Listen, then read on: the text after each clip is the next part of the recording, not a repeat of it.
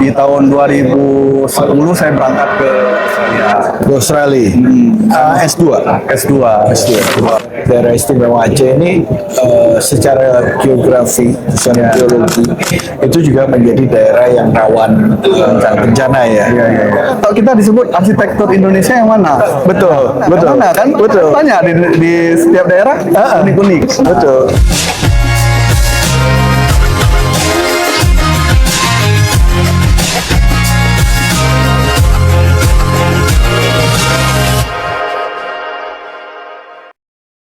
Oke, kita ketemu lagi di Ars Talk. Dan seperti yang sudah bersama dengan saya juga sudah hadir seorang arsitek muda yang juga dari Banda Aceh, dari daerah Aceh nih. Ini yang seru, kita akan ngobrol bagaimana pembangunan di sana, khususnya ya rumah-rumah yang ada di Aceh ya, dan teman-teman arsitek di Aceh tentunya. Sudah ada Mas Rinal. Mas Rinal, thank you ya sudah mampir, sama-sama. sudah mau menyempatkan diri. Saya akan mengulik Mas Rinal jadi seorang arsitek sekarang. Seperti biasa, saya selalu menanyakan pertanyaan yang wajib. Cita-cita waktu masa kecil itu sebenarnya jadi apa? Iya Pak. Jadi ayah saya itu sebenarnya dia suka melukis Pak. Oke. Suka melukis, suka main musik ya. Jadi adalah saya turun sedikit darah seninya. Jadi saya juga suka menggambar, buat sesuatu, berkreasi. Nah, kemudian ketika besar sebenarnya saya pinginnya itu jadi seniman sebenarnya awalnya seniman ya. Karena memang suka lukis, sering juga ikut-ikut kompetisi lomba lukis dan jadi juara desain perangko misalnya ya. Tapi pas saat kuliah itu memang kalau di Aceh itu kan yang seni, yang khusus untuk seni itu nggak ada Pak. Dan saya mau keluar pun orang tua juga agak berat sepertinya gitu. Jadi ya kalau saya lihat jurusan yang paling dekat dengan seni itu yang ada di Aceh ya arsitektur. Akhirnya saya pilihlah arsitektur. Itu pilihan pertama saya itu arsitektur. Dan waktu mengalami perkuliahan sempat nyesel. Rasanya kok ada hitung-hitungan? Oh iya, kok ada teknisnya. Pengennya ya. cuma gampang. Pengennya gampang. Ya awalnya sih memang cukup berat ya, apalagi di awal-awal semester 1 dan semester 2 itu kan ya kita kan nggak cuma melulu menggambar. Iya betul. Ya. Jadi ada hitungan, ada mekanika rekayasa yang kita pelajari, ya itu cukup berat. Tapi karena ya itulah jalan mungkin ya, jalan saya untuk menyalurkan kreativitas. Ya saya bertahan gitu. Memang banyak kawan-kawan saya tanyain, loh kamu pilihannya apa misalnya ya? Pilihan pertama pasti mereka bukan arsitektur sebenarnya, kebanyakan di Aceh itu ya. Jadi pilihan kedua atau pilihan ketiga. Jadi tantangannya memang besar di kuliah di arsitektur. Oke, jadi menarik. Ternyata di Aceh sudah ada universitas yang ada jurusan arsitektur ya. Ada berapa banyak? Kalau sekarang, kalau nggak salah saya 4 ya. Ada 4 kampus. 4 kampus. Oh ya bagus. 4 kampus yang dan bahkan kita memang masih muda ya kalau di hitungannya di Indonesia itu kita baru ada arsitektur itu di angkatan 99. 97 sorry. 97. Oke. Nah, lalu selesai dari jurusan arsitek, langsung bekerja di dunia arsitektur, ikut orang, atau menggeluti kerjaan lain nih, kembali jadi seniman. Jadi sebenarnya saya udah bekerja itu sebelum selesai Pak. Sebelum selesai saya udah bekerja karena kita kan ada kejadian gempa dan tsunami di tahun 2004 di Aceh. Jadi pada saat itu dosen saya kebetulan ada pekerjaan rehab dan rekon, jadi saya diajak gitu Pak, diajak untuk bekerja. Kemudian, nah beliau juga ternyata ada pekerjaan di House 8. Kemudian saya juga diajak ke sana dan beberapa tahun sempat bekerja di rehab rekonnya di Aceh. Oke. Nah sekarang setelah bekerja ikut dengan brand lain ya, dengan bendera lain ya. Sekarang sudah ada bendera sendiri, ada Bendera sendiri, ada ya, studio ya. sendiri ya. Iya, iya, iya. Jadi setelah selesai di rehab rekon, makanya saya agak terlambat gitu kuliahnya. Kuliahnya selesai Karena sambil kerja tadi iya, ya. sambil kerja. Di 2008 saya baru selesai. Selesai dari situ kebetulan di Aceh itu saat itu ada beasiswa Pak.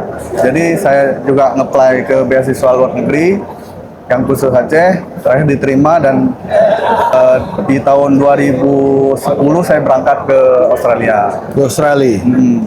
S2. S2. S2. Sampai tahun 2012 baru selesai. Go. Oke. 2012 Pulang dari Australia langsung kembali ke Aceh lagi. kembali ke Aceh, Membangun biro sendiri. membangun biro sendiri. Tapi nggak serta merta ya. Apalagi kita waktu itu karena lama beberapa tahun di luar negeri kan jaringan kita juga udah berbeda gitu kan. Jadi awal-awalnya memang saya coba ke akademisi juga. Saya melamar menjadi dosen. Nah, tapi memang keinginan untuk membuka studio itu cukup besar lah. Nah, salah satu acara di kampus saya itu kita ada memanggil praktisi dan dari situ saya bisa punya koneksi lah untuk bisa terjun ke dunia arsitektur lagi gitu untuk berpraktisi juga. Nah, saat itu saya kebetulan dipanggil gitu dengan salah satu biro juga di sana yang lumayan besar waktu itu ya, dan beliau juga bergerak di kontraktor sebenarnya, ada dua ya, perencanaan dan kontraktor. Saya kebetulan dipanggil untuk jadi arsiteknya lah, membantu beliau. Nah, desain yang sekarang sering dikerjakan tuh apa? Kalau sekarang sih residensial, tapi sering juga ada beberapa proyek pemerintahan Pak. Proyek pemerintahan. Jadi ya ada percampuran lah. Nah, ambil S2 di Australia, Ya. masuk ke Aceh. Tidak ada kesulitan tuh. Maksudnya budaya atau style desain yang dari Australia diterapkan di Aceh atau ya udah Aceh punya style sendiri gitu. Sebetulnya ada nggak sih kayak Bali kan dia ada style khas ya, Iya. rumah-rumahnya, bangunannya, ya kan. Di Aceh seperti apa? Untuk Apa ada khas ya yang Islami sekali? Iya. Terutama ya pasti ada Pak ya. Kalau di Aceh pasti ada, terutama yang bagian misalnya di kita mendesain masjid ya, dan masjid ataupun mendesain gedung. Memang kita ada kanunnya gitu, ada peraturannya yang menyebutkan bahwa langgam-langgam arsitektur Aceh itu harus muncul. Di setiap bangunan itu diwajibkan untuk memunculkan langgam arsitektur Aceh. Pakemnya lah ya. Pakemnya harus ada. Itu berlaku untuk rumah ibadat atau untuk rumah-rumah biasa dan mall? Saya nggak tahu. Mall ada juga kan pasti ya. Iya, mall hotel juga, iya. Apakah harus berlaku juga itu pakem seperti itu? Setahu saya sebenarnya kayak bangunan publik ya, terutama ya. Bangunan publik itu memang ada kewajiban lah kita untuk memunculkan itu. Walaupun misalnya mungkin nggak 100% harus semua Aceh, tapi bisa dipadu-padankan. Ya, tapi ada peraturannya gitu Pak. Oke. Kayak misalnya saya nggak paham kalau rumah ibadah lah ya, kita ngomong masjid lah ya. Iya. Apakah ada perbedaan antara Aceh dengan Jawa misalnya atau dengan daerah lain gitu? Ada ciri khas Acehnya ya. Kalau di Aceh itu kita masjid itu sering berdekatan ya. Jadi satu masjid dengan masjid yang lain itu kadang jaraknya itu nggak sampai 1 kilo udah ada masjid yang baru gitu ya. Jadi masjid selalu menjadi pusat kegiatan masyarakat di Aceh. Ada Oh. kenduri, ada acara-acara itu Ini pasti disentralkan di sentralnya masjid ya? seringnya di masjid. Oke, ya. Buka puasa bersama masyarakat di situ di masjid. Dan biasanya masjid di Aceh itu dekat dengan kantor lurahnya, kantor kepala desanya. Jadi dia kayak pusatnya kegiatan desa-desa di masjid gitu biasanya. Oke. Itu mungkin perbedaannya di situ. Ya. Dan biasanya kalau masjid itu ukurannya kalau saya lihat misalnya saya ke Jawa ke itu biasanya lebih besar kalau untuk masjid ukurannya. Jadi udah harus waktu mendesain masjid gitu udah harus mempertimbangkan bahwa ini juga akan bisa Ya. menjadi sentral atau Hubnya community. community ya, bukan sekedar rumah ibadah aja ya. Betul. Oke, itu menarik. Mulai tadi 2012 ya, mulai kembali dari Australia. Iya, 2012. Mulai membangun studio sendiri tahun Iya. berapa? Ya seperti yang saya ceritakan tadi, jadi saya diajak untuk membantu ya, ada sebuah biro juga di Aceh, tapi saya pinginnya nggak bekerja sama beliau, gitu. Tapi saya punya studio sendiri, saya membantu per proyeknya aja. Nah, jadi dari situ mulainya saya membentuk studio, Leka Arsitektur namanya, yang awal-awalnya memang proyek pemerintah karena saya membantu beliau gitu ya. Nah, jadi dari situ Pak mulainya. Berarti sekitar di 2012-13 2012 ya. gitu ya. Ya. Oke, ini udah cukup lama juga. Malang-Lang Buana dia. Lang-lang Buana ya. Proyeknya ada di mana lagi? Di luar Aceh juga ada. Di luar Aceh ada, tapi bukan proyek yang seperti saya bilang tadi, memang dari sub dari beliau gitu. Jadi ada di Medan, di mana lagi ya, di Padang gitu. Tapi bukan saya langsung gitu. Saya membantu desain konsepnya, nanti ada tim beliau yang akan melaksanakan kerjaannya. Gitu. Nah, kita ngelihat Aceh khususnya daerah istimewa Aceh ini secara geografi, secara geologi itu juga menjadi daerah yang rawan bencana ya. Iya. Bagaimana secara arsitek Anda khususnya yang berpraktik di Aceh gitu, ada ke tips-tipsnya atau ada memang ininya untuk mungkin tiap daerah akan berbeda ya, tergantung perlakuannya ya. Perlakuannya ya. Kalau di Aceh sendiri seperti apa tuh? Di Aceh sendiri pasca gempa dan tsunami itu ya, jadi banyak memang peraturan-peraturan itu nggak hanya di bangunannya aja sebenarnya, tapi bagaimana tata kota itu juga harus tanggap tsunami, tanggap bencana, tanggap gempa.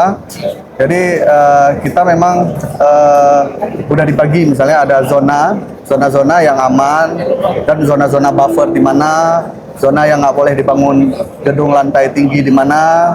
Nah, jadi ada dari tahap perencanaan kotanya pun sendiri sudah diatur sebenarnya ya, sudah diatur di mana escape buildingnya, di mana misalnya kita akan melarikan diri ke gunung yang terdekat di mana, arahnya ditunjukkan. Nah, dan bangunannya sendiri juga ada peraturan-peraturan yang harus kita terapkan ya pada saat kita mendesain. Misalnya dalam segi struktur kita harus lebih kuat, dan fondasinya seperti apa, ada pengaturannya. Oke. Berarti itu yang sudah diterapkan ya. Dan teman-teman di arsitek di Aceh harus memahami ya. Ya betul Pak. Ya, karena kita memang bencana itu kan bukan berhenti sebenarnya bencana itu. Ya. Bencana itu pasti berubah wujudnya aja, karena kita semua ada gitu loh. Dari longsor, dari likuifaksi, ya, dari gempa bumi, kebakaran, dan semua kita pasti. Terakhir kemarin longsor ya. Iya, longsor dan longsor ya. banjir. Ya. Oke, ya kita berharap yang terbaik tentunya untuk teman-teman di Aceh ya, dan dengan pembangunannya, dengan ya kesejahteraan masyarakatnya juga. Pembangunan sendiri di Aceh seperti apa sih? Paskas. Modernisasi, apakah sudah berkembang pesat kah? Kalau pengamatan saya memang sekarang ini ya masyarakat kita di Aceh itu sudah paham lah ya dengan perlunya arsitektur itu sudah mulai lah, sudah mulai muncul. Kalau bisa kita lihat itu di kafe-kafenya ya, di kafe-kafe ataupun di interior kantornya itu memang sudah bergerak ke arah yang lebih, saya rasa sudah lebih bagus lah. Mereka sudah paham bahwa dalam mendesain itu kalau memang ingin bagus ya, itu harus meng-hire seorang arsitek. Udah ada pemahaman seperti itu. Sudah tahu misalnya apa keuntungan kita meng-hire seorang arsitek. Itu sudah mulai.